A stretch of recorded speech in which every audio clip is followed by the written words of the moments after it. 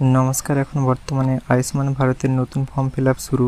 দেখুন কোথায় কি লিখতে হবে, কি কি ডকুমেন্ট লাগবে এবং কোথায় জমা দিতে হবে। চলুন তাহলে সম্পূর্ণটা দেখে নেওয়া যাক। চলুন তাহলে ভিডিওটা শুরু করা যাক। প্রথমে এখানে লেখা আছে আয়ুষ্মান ভারত প্রধানমন্ত্রী জন আরোগ্য যোজনা family level data collection form, অর্থাৎ অন্নপূর্ণা যোজনার মতন এখানেও ফ্যামিলি লেভেল ডাটা কালেকশন করা হচ্ছে। এবং এই যে এখানে একটা কিউআর কোড আছে। এখানে আপনাদের জেলা, ব্লক, পঞ্চায়েত এবং গ্রামের নাম সব কিছু লেখা থাকবে। এবং আপনারা যবে ফর্মটা জমা দিবেন তবেকার ডেট এখানে দিয়ে দিবেন, দিন, মাস, বছর এই হিসাবে। এবং এদিকে একটা ইউনিক কোড থাকবে, যে যার ফর্মের জন্য যে যার আলাদা। এখানে লেখা আছে আধার কার্ডের 4টা শেষের সংখ্যা, এবং এখানে আবেদনকারীর নাম লেখা আছে, এবং এখানে রেশন কার্ডের নম্বরটা দেওয়া আছে। এবারে এখানে রেশন কার্ডের ক্যাটাগরি দেওয়া আছে, যেমন এখানে PWH, তো আপনাদেরটা এখানে লেখা থাকবে। এবারে এখানে লেখা আছে আধার লিঙ্ক মোবাইল নম্বর, তো এখানে আবেদনকারীর আধার লিঙ্ক মোবাইল নম্বরটা দিয়ে দিবেন। যদি না থাকে নর্মাল মোবাইল নম্বর অন্য কোনো সদস্যের দিয়ে দিবেন।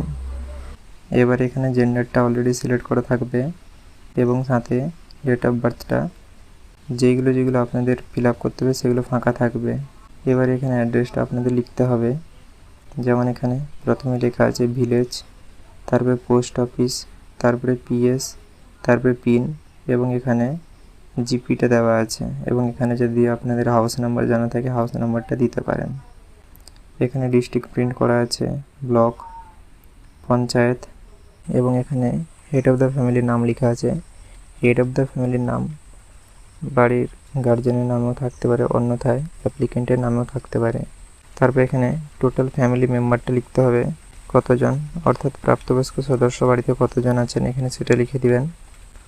তারপর এখানে প্যান কার্ডের নম্বরটা দিয়ে দিবেন, যার এখানে আবেদনটা করছেন, অর্থাৎ যার এখানে অ্যাপ্লিকেন্ট নেমটা লেখা আছে তাহারই দিতে হবে সকল কিছু তথ্য এখানে, যেখানে ফাঁকা থাকবে। তারপর এখানে ভোটার কার্ডের নম্বরটা দিয়ে দিতে হবে, এবং AC নম্বর অর্থাৎ বিধানসভা এলাকার নম্বরটা দিয়ে দিতে হবে, এবং এখানে পার্ট নম্বর অর্থাৎ আপনাদের ভোট কেন্দ্রের নম্বরটা দিয়ে দিতে হবে, এবং এখানে সিরিয়াল নম্বরটা দিতে হবে। অর্থাৎ SIR এর ভোটার স্লিপ আপনারা অনলাইন থেকে ডাউনলোড করতে পারেন, কিংবা আপনাদের কাছে যদি ভোটার স্লিপ থেকে থাকে সেখানেও লেখা থাকবে, ওখান থেকে এটা দিয়ে দিতে পারেন। তো আপনারা এখন কিভাবে ভোটার স্লিপ ডাউনলোড করবেন সেই বিষয়ে আমার ভিডিও দেওয়া আছে, চাইলে আপনারা দেখতে পারেন। আমি এই ভিডিও ডেসক্রিপশন এবং আই বাটনে এবং ভিডিওর শেষে লিঙ্কটা দিয়ে দেবো, আপনারা দেখে নিতে পারেন। এবং এখানে স্বাস্থ্য সাথী যদি থেকে থাকে তার নম্বরটা দিয়ে দিবেন।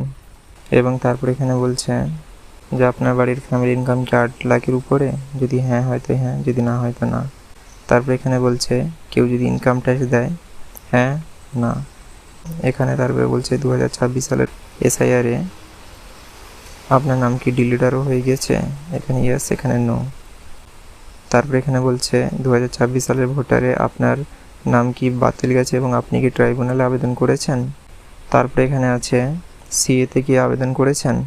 তারপরে আছে beneficiary name delete from Annapurna Yojana list, অর্থাৎ আপনার নাম যদি অন্নপূর্ণার বেনিফিশিয়ারি লিস্ট থেকে ডিলিট করা হয় বা কেটে দেওয়া হয় তাহলে এখানে ইয়েস করতে বলছে। তারপর এখানে বলছে কোনো ব্যক্তি সেই জায়গাতে পার্মানেন্টলি থাকেন না। তো এখানে এত কিছু আছে, আপনারা এখানে কোনো একটাতে যদি ইয়েস করেন তাহলে আপনারা এই আয়ুষ্মান ভারতের সুবিধাটা পাবেন না। তাই এখানে আপনাদের প্রত্যেকটা অপশান নো করতে হবে, এবং এখানে একটা টিক চিহ্ন দিতে হবে, এবং এখানে আবেদনকারীকে একটা সই করে দিতে হবে। আবেদনকারী যদি এখানে সই না করতে পারেন তাহলে তার কোনো পরিবারের সদস্য তার নিজের নাম সই করে সাথে সম্পর্কটা লিখে দিবেন, যে বাবা বা মা বা অন্য কেউ এমন হবে। তারপরে এখানে আপনাদের আশাকর্মী এখানে রিকমেন্ডেশনে ক্লিক করবে, এখানে তার পত্র লিখে দিবে আশা, এবং এখানে তার নামটা দিয়ে দিবে। তারপরে এই ফর্মটা আরও নিচের দিকে এরকম আরও অনেক কিছু লেখা থাকবে, এগুলো আপনাদের জন্য নয়, বা এটাও আপনাদের জন্য নয়। এটা আশাকর্মীরা পূরণ করবে, এবং এটা অন্য অফিসাররা এখানে পূরণ করবে, তো এগুলো আপনাদের কিছু করার নেই। এবং নিচের দিকে এই কাঁচির দাগ থেকে নিচ অবধি এতটা আপনারা আপনাদের বাড়িতে কেটে রেখে দিবেন, অথবা আপনাদের কাছে যে আশাকর্মী ফর্মটা নিয়ে আসবে ওনারাই আপনাদেরকে এটা কেটে দিবে। এটা প্রত্যেকটা ফর্মের সঙ্গেই থাকবে, এটা প্রুফ হিসাবে আপনারা আপনাদের কাছে রেখে দিবেন। এবং এখানে আপনাদের আধার কার্ডের শেষে 4টা সংখ্যা, নাম, রেশন কার্ডের নম্বর এবং এখানে জেন্ডার এবং এখানে ডেট অফ বার্থ সব কিছু লেখা থাকবে। এবং এখানে আপনাদেরকে আশা করি একটা সিগনেচার করে দিতে পারেন, আবার নাও করে দিতে পারেন। তো এইগুলো আপনারা প্রত্যেকটা ফর্ম থেকে কেটে ছিঁড়ে রেখে নেবেন। এবং দেখুন প্রত্যেক জনের আলাদা আলাদা ফর্ম আপনাদেরকে পূরণ করতে হবে। যেমন দেখুন এটা আরেকজনের ফর্ম, এখানে আরেকজনের নাম লেখা আছে, তো এটাকেও সেইভাবে পুরোটা কমপ্লিট করতে হবে যেমনভাবে আমি দেখালাম এবং দিয়ে দিতে হবে। কারোর যদি এখানে স্বাস্থ্যসাথী না থাকে এখানে এরকম নীল বলে লিখে দিতে হবে NILL, এবং কারোর যদি থাকে সেটা এখানে আইডিটা লিখে দিতে হবে।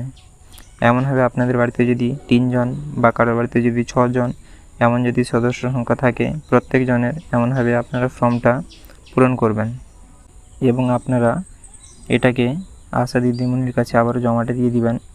এবং এর সাথে আপনারা ডকুমেন্টগুলো দিবেন, আধার কার্ডের জেরক্স, ভোটার কার্ডের জেরক্স, রেশন কার্ডের জেরক্স এবং প্যান কার্ডের জেরক্স, এবং কারো যদি স্বাস্থ্যসাথী থেকে থাকে সেটা জেরক্স। আপনাদের কাছে কেবল যেগুলো থাকবে সেগুলোই দিবেন। এটা নয় যে প্যান কার্ড নেই বানিয়ে তারপরে দিচ্ছেন, এমনটা করবেন না। আশা করি আপনারা সকল কিছু বুঝতে পেরেছেন। তাও আপনাদের যদি কোথাও কিছু বুঝতে অসুবিধা হয় সেটা আমাকে কমেন্টে জানাতে ভুলবেন না। এবং ভিডিওটা যদি আপনাদের ভালো লেগে থাকে তাহলে লাইক এবং সাবস্ক্রাইব করতে ভুলবেন না। এবং ভিডিওটা যদি আপনারা ফেসবুক থেকে দেখে থাকেন তাহলে পেজটাকে লাইক এবং ফলো করতে ভুলবেন না।